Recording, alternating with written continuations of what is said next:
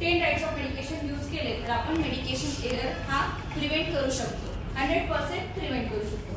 First type कोणता आहे? Types of medication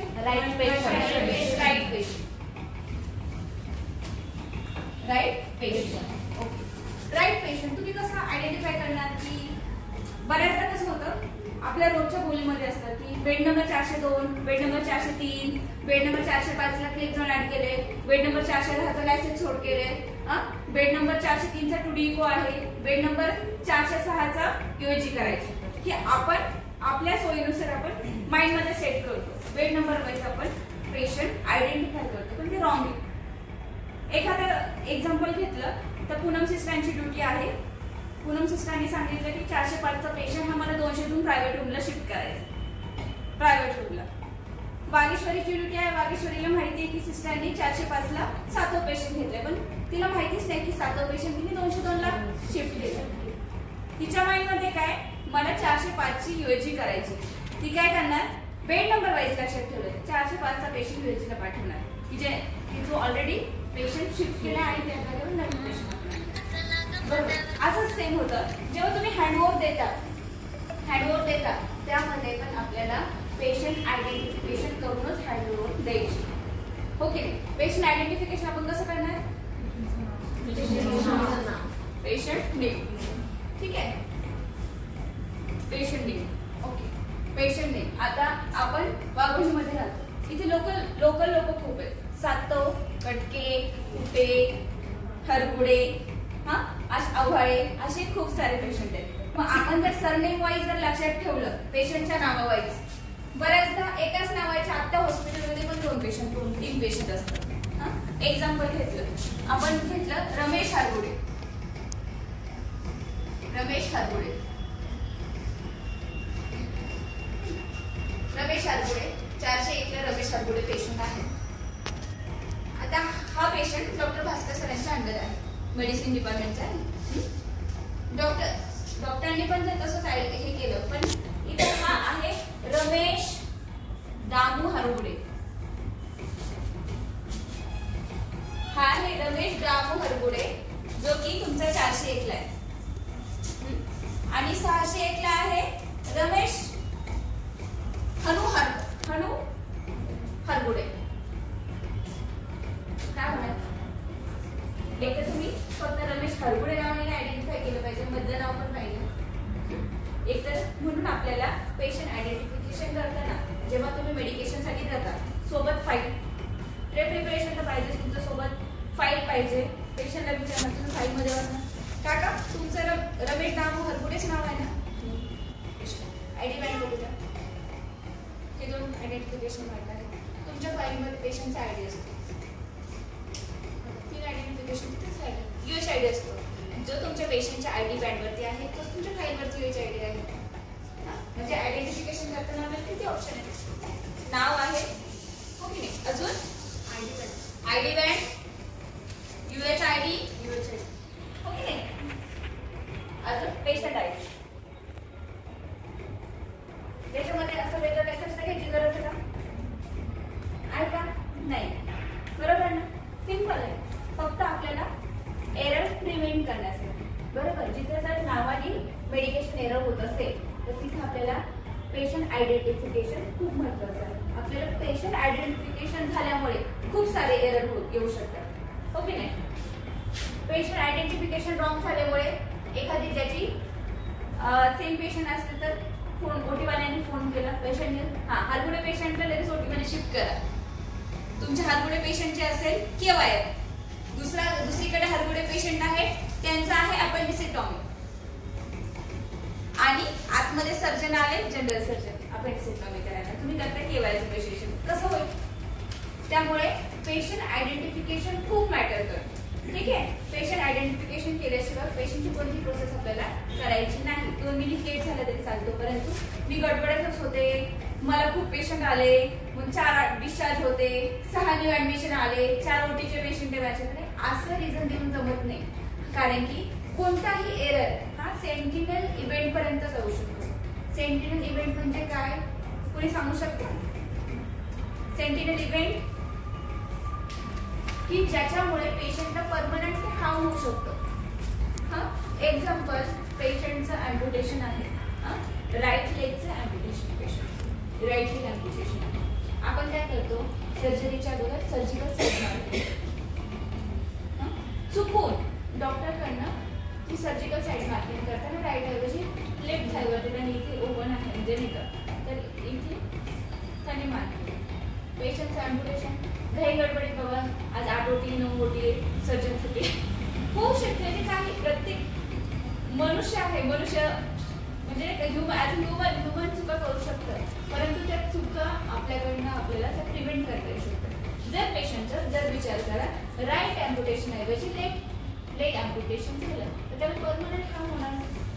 तो जोपर्यंत जगणार आहे तोपर्यंत त्याला ते दुखणे घेऊनच जगावं लागेल ना, बरोबर. एकदा परमनंटली हार्म होऊ शकतं आणि एकदा पेशंट डेथ होऊ शकतं एका चुकीमुळे.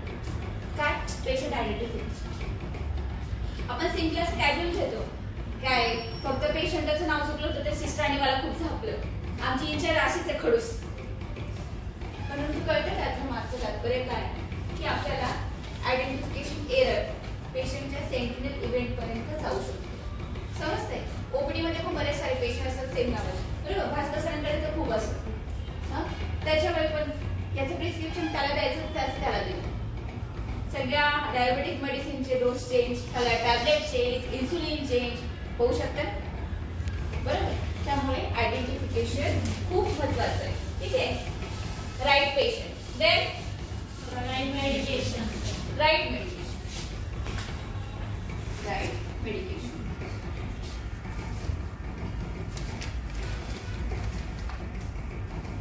आपण कालच्याच असाइनमेंटला पाहिलं होतं मेडिकेशन, कारण की प्रत्येक मेडिकेशनचे यूज म्हणजे indication, contraindication, side effect हे आपण सगळ्यांना रीड करायला लागतं. का तर हा ड्रग कशासाठी, त्याचा यूज काय हे कळल्याशिवाय आपल्याला पेशंटला ट्रीटमेंट काय चालू हे कळलं, बरोबर. पेशंट त्याच्यासाठी तुमची पेशंटची हिस्ट्री व्यवस्थित प्रॉपर घेणं आपल्याला, आपण ऑन ऍडमिशन बघतो nursing assessment chart, tick tick tick tick tick, no no no no no, not available, not applicable. पेशंटची हिस्ट्री असते, patient known case of hypertension since 5 years. पेशंटला टॅबलेट सुरू असतात. Patient known case of DM type 2 type 1, patient is on insulin, human Actrapid, ग्लुकोसिलिन R, अजून कोणकोणते वापरतो अशा वेगवेगळे इन्सुलिन. पण आपल्या नर्सिंग चार्टला काय बघायला मिळतं, पेशंटचं नाव, patient consciousness, conscious, unconscious, inconscious काय माहिती नाही आम्हाला, इथं काही टिक आउट केलेलं नसतं. Known case no, medical history no, surgical history no. आणि पेशंटशी बोलल्यानंतर कळतं माझे 2 ऑपरेशन झाले, एक हार्नियाचं झालं गेल्या वर्षी, त्याच्या 2 वर्ष अगोदर अपेंडिक्सचं झालं. हे कधी कळतं, जेव्हा पेशंटशी तुम्ही बोलता, पेशंटची हिस्ट्री विचारतो आपण, तेव्हा समजतं, बरोबर. होते की नाही असं. मग सिस्टरने सिस्टरना काही कामच नाही, ती आली की असं चुका काढणार आहे की नाही. जेव्हा पेशंटशी बोलते तेव्हा पेशंट सांगतो ना माझं गेल्याच वर्षी हार्नियाचं ऑपरेशन झालं, सर्जिकल हिस्ट्री तर नो आहे. बरेच सारे पेशंट असतात की बेडरिडन असतात किंवा क्रॉनिक डिसीज असतात पेशंटला राईस ट्यूब इन्सर्ट केलेली असते किंवा पोलीस खूप दिवसांपासून पोलीस असतात. आपल्याकडे असे पॉइंट आहे,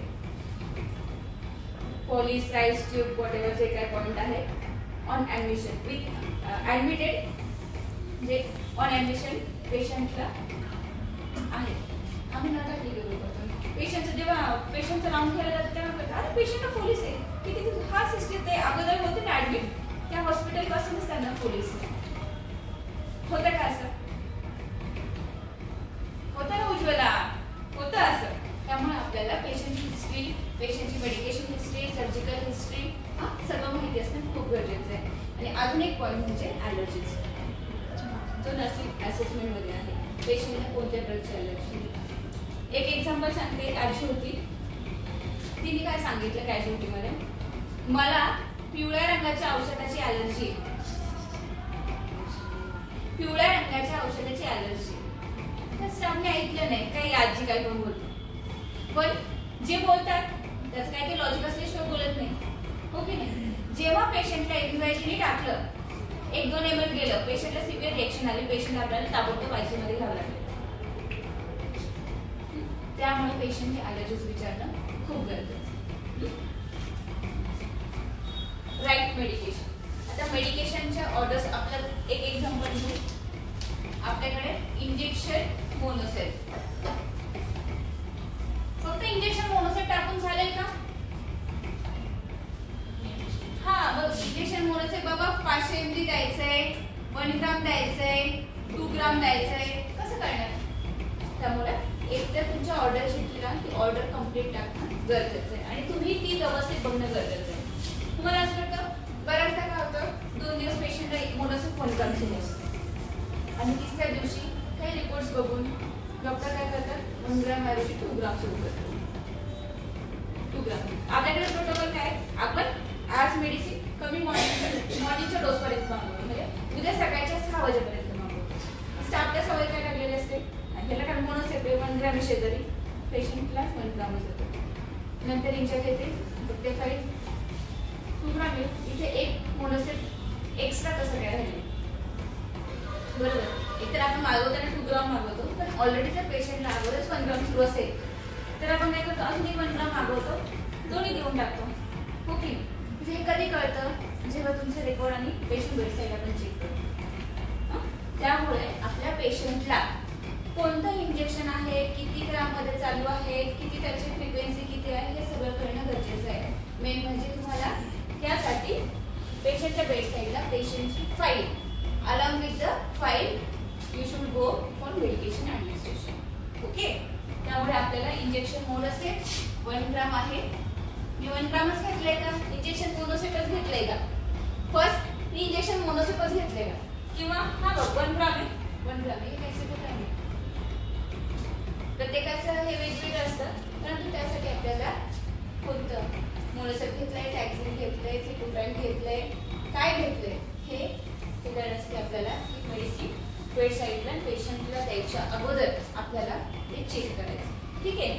हे झालं राईट मेडिकेशन. बऱ्याचदा काय होतं, इन्सिडन्स होतात, पेशंटला फक्त एकच मेडिसिन कधीच नसतं, असतं का? 1, 2, 3, 4, 5 इंजेक्शन मोनोसेट, रेग्युलर रॅन्टॅक, पॅनिमसेट, निदान कमीत कमी 3, जास्तीत जास्त 5 इंजेक्शन असतात. आपण काय करतो, गेलो पटकन ट्रेमध्ये, हा हे भर, ते भर, ते भर, ते भर, पटपट भरतो, सगळं लोड करून घेतो आणि नंतर आपण पेशंटला एक पुश करतो. आयडियली आपल्याला कसं करायचं असतं, आता हे 1, 2, 3, 4, 5 इंजेक्शन आहे, हे 5 ही लोड केले, तुम्ही देता एक देताय. परंतु अचानकपणे पेशंटला पुश केलं आणि पेशंटला अचानकपणे सगळं रेडिंग झालं, इचिंग व्हायला लागलं, पेशंट म्हणतो नावाच असतं मला खूप इचिंग व्हायला लागले. त्यावेळेस तुम्ही कसं आयडेंटिफाय करणार, मी कोणतं इंजेक्शन दिलं, इन्सेट दिलंय की अजून कोणतं दिलं? त्यामुळे सेफ मेडिकेशन प्रॅक्टिसेस मध्ये हा एक पॉईंट आहे की जेव्हा आपण मेडिकेशन देण्यासाठी सगळं मेडिसिन लोड करतो तर त्यावेळी तुम्हाला, आता हे फर्स्ट मी मोनोसेट भरले, ओके, सेकंड मी काय भरले, रॅन्टॅक भरले, थर्ड मी काय भरले, ॲमिक ॲसिड भरले, नंतर मी भरले इन्सेट ॲमिक ॲसिड लोड केल्यानंतर सेमच दिसेल. ओके. त्यामुळे आपल्याला कन्फ्युज होईल कोणतं नक्की मी काय दिलं, त्यानंतर पेशंटला रिएक्शन. पण जर तुम्ही त्याच्यावर, मी असं म्हणत नाही की छान स्टिकिंग कट करा, छान नाव घ्या, त्याच्यात तुमचे 10-15 मिनिटं घालवा, असं मी म्हणतच नाही. आपल्याकडे सगळ्यांकडे पॉकेट आर्टिकल्स आहेत. काय पॉकेट आर्टिकल्स मध्ये मार्कर आहे का, मार्कर आहे, तोच मार्कर ओपन करायचा. जेव्हा तुम्ही ट्रे प्रिपेअर करता ना, मेडिसिन साठी जाता, तर त्या ट्रे मध्ये तुमचं मार्कर मग पाहिजे. इथे लगेच लोड केलं, त्याचं नाव घ्यायचं. ठीक आहे. इम्पॉर्टंट काय आपल्याला की आपल्याला आयडेंटिफाय करता येतं की कोणत्या मेडिसिनची पेशंटला ॲलर्जी आहे. ॲलर्जी मायनरही असू शकते, मेजरही असू शकते. मी काय सांगितले, कोणता इन्सिडेंट हा पेशंटला सेंटिनल इव्हेंट पर्यंत जाऊ शकतो. त्यामुळे prevention is better than cure. Okay. समजलं सगळ्यांना राईट मेडिकेशन? ओके. खडबड right dose. Okay. Injection heparin सगळ्यांनी पाहिले कशामध्ये येतं, एमजी मध्ये येतं, एमसीजी मध्ये येतं की आययू मध्ये येतं? आई ओके. बऱ्याच पेशंटला तशी ऑर्डर असते किती द्यायचं, 1 IU द्यायचं, 2 IU द्यायचं, म्हणजे as per patient disease condition आणि ॲज पर कन्सल्टंट ऑर्डर आपण ते फॉलो करतो. जर हिपॅरिनची मला ॲक्शनच माहीत नाही आहे, द्यायचंय भरलं, 2 द्यायचं, 3 भरलं, जाऊ द्यायला काय होतं त्याला, 2चे होते 1 तर वाढले. हे कधी घडेल जेव्हा तुम्हाला त्याचा अवेअरनेसच नाही हे कशासाठी यूज करतात आणि बाकीचे आपल्याला एक छोटं पॉइंट काढत थोडं टाकतात. कशाला एवढा वेळ घालत तुम्ही टाकणार, हे कशासाठी? आपल्याला त्याचं नॉलेज पाहिजे, त्याचं इम्पॉर्टन्स काय, पेशंटला जास्त डोस गेला तर काय होऊ शकतं. आता एक एक्झाम्पल ओपीडी टेस्ट जरी म्हटलं आपण, ओपीडी टेस्ट आता सगळ्या पेशंटला वॅक्सिन देतात देतात ना पिडियाट्रिक ओपीडीला. सर किती व्यवस्थित मोजून मापून व्यवस्थित त्याचं प्रिपरेशन किती व्यवस्थित करतात. इव्हन पेशंटला वॅक्सिन दिल्यानंतर थोडा वेळ थांबवतात की बाबा काही रिॲक्शन येते का. ओके, त्यासाठी आपल्याला प्रत्येक मेडिसिनचं राईट डोस हा प्रॉपर जाणं गरजेचं. तुम्ही विचार करा, आता तुम्ही एज आहे आपलं 20, 30 व्हॉटएव्हर. सपोज कोमल ॲडमिट आहे, कोमलला द्यायचं आम्हाला मोनोसॉल 2 ग्राम द्यायचं. आयडियली मोनोसॉल 2 ग्रामची गरज आहे तुला आणि पुन्हा म्हटली नाही माझ्याकडे 250 mg चांगलं बॅलन्स एक एक्स्ट्रा आजच्या दिवस कोमलला तेच दे, चालेल का? डोस जर प्रॉपर नसेल तर रिकवर होईल का? इंजेक्शन फ्लुविर आपण टॅबलेट फ्लुविर आपण काय करतो पेशंटला इथं आहे तोपर्यंत पण देतो, आफ्टर डिस्चार्ज पण 1 वीक घ्यायला लागतो. जर पेशंट म्हटलं सिस्टर त्याची कॅप्सूल आम्ही अर्धी खाली तर चालेल का? जर तुम्हाला आज उपवास आहे, संध्याकाळी तुम्हाला रोज 1 भाकरी लागते आणि तुम्हाला फक्त चक्कर भाकरी दिली तर चालेल का? सफिशियंट आहे का आपल्या पोटाला? तसंच बॅक्टेरिया जर्म्स किल करण्यासाठी आपल्या बॉडीला जेवढी रिक्वायरमेंट आहे आपल्या सगळे डोसेस कसे ठरतात. तुमचे रिपोर्ट्स, तुमचे वेट, त्याच्या वाईज आपले सगळे डोसेस ठरले जातात. तर माझ्याकडे हे एक्स्ट्रा म्हणून आज हे टोचून दिले चालेल का? नाही. प्रत्येक गोष्टीचं इम्पॉर्टन्स आहे. त्यामुळे आपल्याला जी मेडिकेशनचा डोस सांगितलाय 1 ग्राम, 2 ग्राम, 0.5 आणि याच्यामध्ये सीसी मध्ये ऑर्डर कधीच मेन्शन नाही करायचं. सीसी मध्ये केलं तरी MG मध्ये पाहिजे. आता सरस आपल्याकडे इंजेक्शन फेब्रिक पिडियाट्रिक मध्ये वापरतात. इंजेक्शन फेब्रिक 0.5 cc द्या, 0.5 mg 1 cc द्या. प्रत्येकाच्या सीसी मध्ये पण कसं असतं, कधी सीसी मध्ये पण हे होऊ शकतं. MGचा डोस हा प्रॉपर जातो, कधी फेब्रिक किती ml मध्ये येतं? 3 ml. तर आपल्याकडे प्रत्येक सारे इंजेक्शन असतात की त्याच्यामध्ये MG मध्येच प्रॉपर आपल्याला डोस घेणं गरजेचं असतं. 5th फ्लोअरला डॉक्टरांनी जर सीसी मध्ये टाकलं तर सर इथे ब्रॅकेट मध्ये MG मध्ये टाकणं कंपल्सरी, ठीक आहे? कारण की आपल्याला त्याच्यावरनं पण मेडिकेशन एरर होतात. त्यामुळे प्रत्येक इंजेक्शनचा डोस खूप महत्त्वाचा आहे. त्यासाठी आपल्याला प्रत्येक इंजेक्शनचे uses, side effect, contraindication, indication सगळं माहिती असणं गरजेचं आहे, ठीक आहे? हा 3 झाले. नंतर 4th वन राईट रूट. हा तिथं 4th ना. कोणकोणत्या रूटने आपण मेडिसिन्स देतो? एकेकाने सांगा. तुम्हाला एक सांग. IV. Okay. IM means okay subQ. झालं ना? IV वरती खूपच प्रेम आहे का?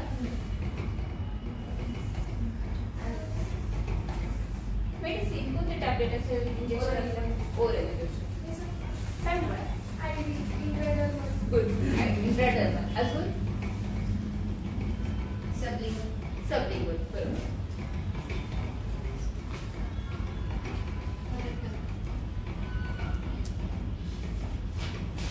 रेग्युलर सपोजिटिव्ह असतो का कधी पेशंट? कोणते रूट घ्यायचं? पहिले हा रूटच आहे ना मग. Okay. Preeti sister side drop डोळ्यांमध्ये. ओके. हां, इयर ड्रॉप्स असेल तर आपल्याला अजून झालं इंट्रामस्क्युलर. आठवपर्यंत थांब. दुसरं आता आयटी सांगितलं, नंतर इंजेक्शन इन्सुलिन सगळ्यात जास्त आपल्याकडे इन्सुलिन देतात. कोणत्या रूपने देतात इंजेक्शन इन्सुलिन? कोणत्या रूपने देतात? सबक्यूज. तुमच्याकडे पीडियाट्रिकचे डोसेस सगळ्यांचं आयएम देतात, सबक्यूज असतं, इंट्राडर्मल असतं, हो की नाही? परओरल असतं. पोलिओ कोणत्या रूपने देतात? परओरल. हे आपल्याला माहिती पाहिजे. इंट्राकार्डियल असतं, इंट्राथिकल असतं, भरपूर सारं. एनएम पण केलं. एनएम मूवीच्या बुक मध्ये आहे. असं इकडे असं पाणुलटलं नाही ह्या साईडच्या पेजवर. ठीक आहे. नंतर राईट रूट नंतर राईट करेक्ट. कुणी असं येतं का की आज माझा बर्थडे आहे, मी आज काही कुणाला मेडिसिन देणार नाही, आज मला वेळच नाही, असं आहे का? ड्युटीवरती आल्यानंतर पेशंटला मेडिकेशन देणं फर्स्ट प्रायोरिटी. असं आपल्या मूडवरती नाही होणार ना, आज माझं मूड नाही मेडिसिन द्यायला. होईल का? जमेल का असं? तर आपल्या पेशंटचं वेळेवर मेडिसिन झालं गरजेचं आहे. का दिलं असं? ओडी, बीडी, टीडीएस, क्यूआयडी पेशंटच्या सिच्युएशन वाईज, पेशंटची काय डिसीज कंडिशन आहे. बऱ्याचदा जस्ट एक्झाम्पल घ्यायचं झालं तर आपण नेबुलायझेशन देतो पेशंटला, ज्याला कफ वगैरे बच्चूंमध्ये जास्त देतो पीडियाट्रिकमध्ये. काही ना बीडी मध्ये असतं, काही ना ओडी मध्ये असतं, काही ना क्यूआयडी असतं. त्यांचं कफ सिक्रेशन्स किती आहे, त्यांना क्रेप्स किती आहेत, किती सिक्रेशन्स वाटतात, त्याच्या वेळेस आपण त्यांना पेशंटला नेबुलायझेशन देतो. ज्याला क्यूआयडी आहे, टीडीएस आहे, जर आपल्याला नाही बाळ सारखं रडतंय मी देणार नाही, बाळ नुसतंच रडतंय, हे रिझन व्हॅलिड आहे का? जिथं तुम्हाला जर तुम्ही त्याला नेबुलायझेशन दिलंच नाही तर ते कफ सिक्रेट कसं होणार, बाहेर पडणार कसं? जे साधे एक्झाम्पल. त्यामुळे प्रत्येक गोष्टीसाठी आपला जो टाइम दिलाय, टाइम मध्ये ओडी, बीडी, अजून काय क्यूआयडी वन्स अ वीक असतो, एचएस असतो, एसओएस असतो, अशा बऱ्याच आहे. अल्टरनेट डे असतं. बरं प्रत्येक डिसाईड असते की वेन्सडेला जायचं की सॅटर्डेला जायचं, असं तुमच्या डिसाईड केलेलं असतं. त्यामुळे आपल्याला जे काही फ्रिक्वेन्सी सांगितलेली आहे ओडी, बीडी, टीडीएस, क्यूआयडी, एसओएस, त्याचं सगळ्यांचं मिनिंग माहिती पाहिजे. ओडी मीन्स एकदा, बीडी मीन्स दोनदा मीन्स त्याच्यामध्ये ड्युरेशन किती येतं मग? 12 hours. TDS 8 hours. किती आवर्सचा आपला दिवस असतो? 24 तासाचा असतो, म्हणजे दिवसातून 3 वेळा येईल. क्यूआयडी 4 hours, 6 hours. Okay. HS means रात्री झोपताना. वन्स अ वीक म्हणजे आठवड्यातून एकदा. बऱ्याचशा पेशंटची प्रिस्क्रिप्शन वरती असतं की टॅबलेट पॅरासिटामॉल, एसओएस. तिथे मराठीतून आपण मेन्शन करतो ताप आल्यास, कणकणी वाटल्यास, म्हणजे पेशंटला ज्या लँग्वेज मध्ये कम्फर्टेबल असेल, ज्या लँग्वेज मध्ये कळतं त्या लँग्वेज मध्ये आपल्याला डिस्चार्ज कार्डला आपण मेन्शन करून देतो. त्याच्यासाठी आपल्याला हे कळणं गरजेचं आहे. ठीक आहे, समजलं? Right time. त्यानंतर राईट डॉक्युमेंटेशन. हे आपण मंडेला घेऊ. 5 राईट समजले? कोण बोलता? First one right patient, right medication,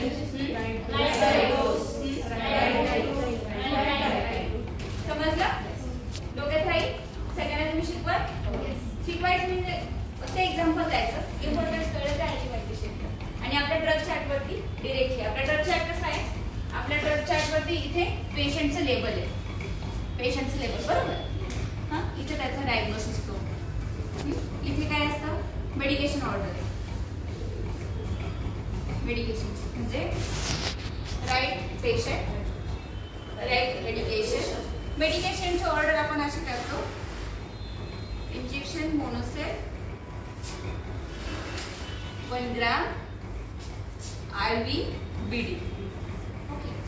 ह्या ऑर्डर मध्ये आपले 5 राईट्स होतात: right patient, right medication, right dose, right route आणि राईट टाइम.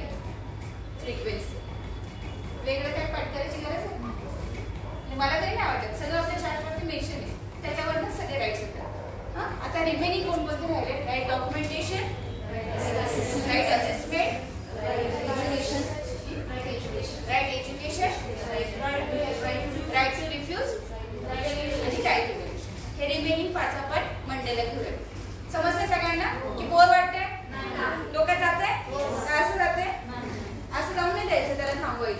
ठीक आहे चलो सगळ्यांनी सांगितलं जरा